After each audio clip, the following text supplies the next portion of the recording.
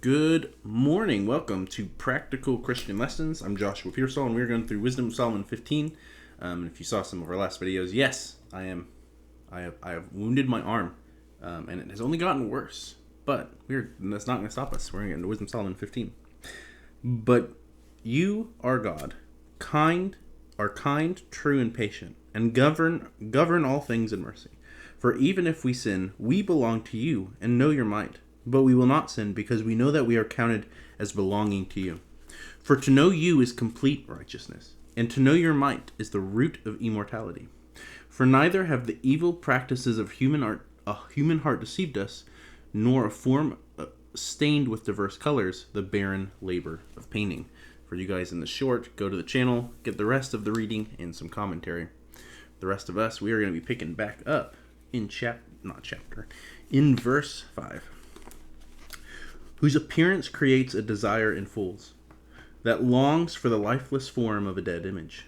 Lovers of evil things, and fit for such objects of hope, are those who either make or desire to worship them. Idols of clay. For even when a potter compresses soft earth, he laboriously forms each vessel for our service, but he models from the same clay both vessels that serve clean uses, and likewise those to the contrary. But what will be the function of one or the other? It is the decision of the craftsman. So, working evil, he forms a worthless god from the same clay. He who a little while before was made from the earth, and in a short while returns to the earth from which he was taken, when the soul that was loaned to him is demanded in return at death. But he is not concerned that he is about to be sick, or that his life will be ending shortly. So he competes with goldsmiths and melters of silver, and imitates bronze workers, and he considers it a glory that he forms false gods.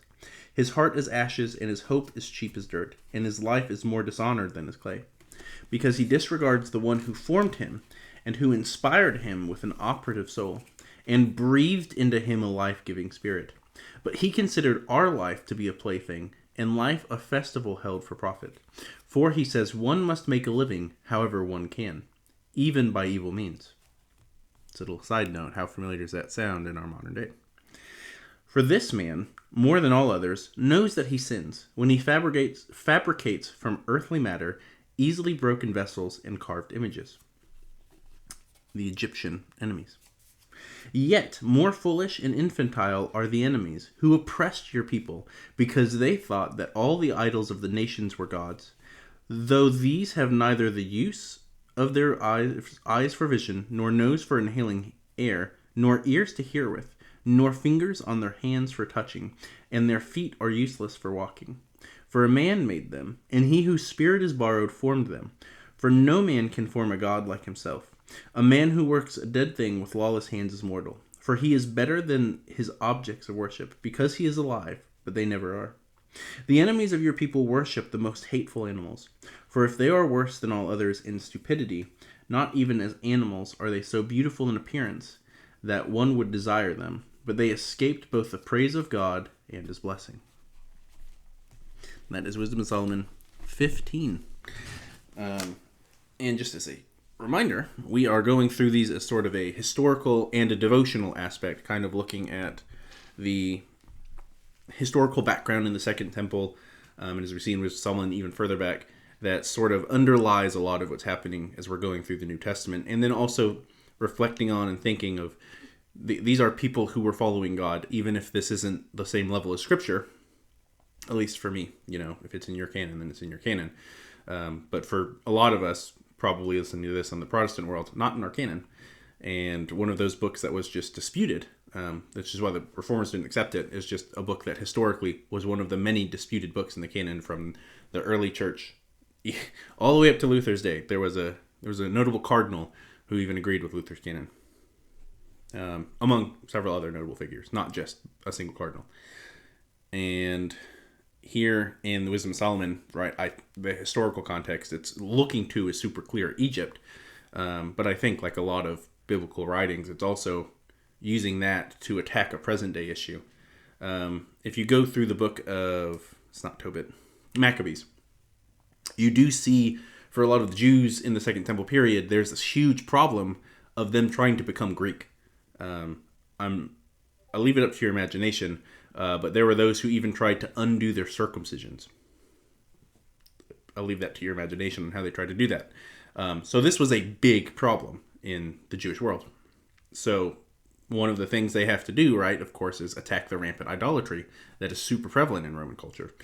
And one of the cultures, and you look at the way they even wrote it for the Egyptians, which I'm sure they're also talking about the Egyptians, is that they believe all the idols are the gods of the nations are false gods.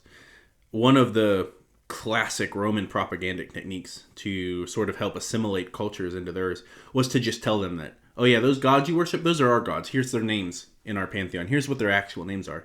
And that was such a successful tactic that is literally still true today. People think that those were just the Roman pantheon. It's so good it worked for 2,000 years. It was a really good technique as far as propaganda goes. But that's one thing they did. They just said, all your gods, yeah, they're actually part of our pantheon. You don't have to change your religion, come worship ours.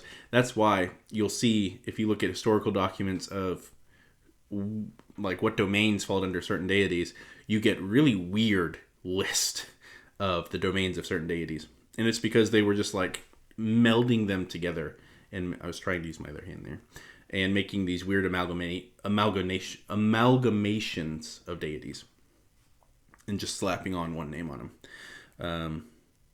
So that's kind of the background there. And of course, I think one of the places we can see an obvious impact of that is in the life of Corinth. One of the things that they were being, attacked with was still worshiping in the pagan temples. And among other things. Church Corinth was in a rough spot for a very long time. And, that problem's still there in the New Testament. It's there in the Second Temple period. It's there in the Old Testament. Right, just going back to the Exodus, not long after they leave Egypt, they're right back to the golden calf. So it's a big problem, and has always been a problem for the church, unfortunately. But it's a battle we must also constantly fight. So, texts like this, right, and looking at the text they're pulling on from the Bible and from historical context in that period, looking at the arguments they're using, right, I never thought of this before, but if you're in a world surrounded by, like Norse pagans, for example, or wherever you're living, or any other kind of pagan, right? Go to Wisdom of Solomon and be like, hey, here's these arguments that have been around for a long time and are still true. I can knock your idol over. It's going to shatter. It's not going to do anything, etc., etc. And I think that's it. This is one of the few times I get to put on my historian hat in a video and be super excited about it. I like to fancy myself an amateur historian. I'm one of those guys who reads history books for fun. Not the high school ones. Those were terrible textbooks for history. It was boring and bland. If you find a good historian, Justo L. Gonzalez is one I would highly recommend. Phenomenal works. They know how to tell a good story, which is what history is. It's the story of our own past. So with that, you guys have a wonderful day, and God bless.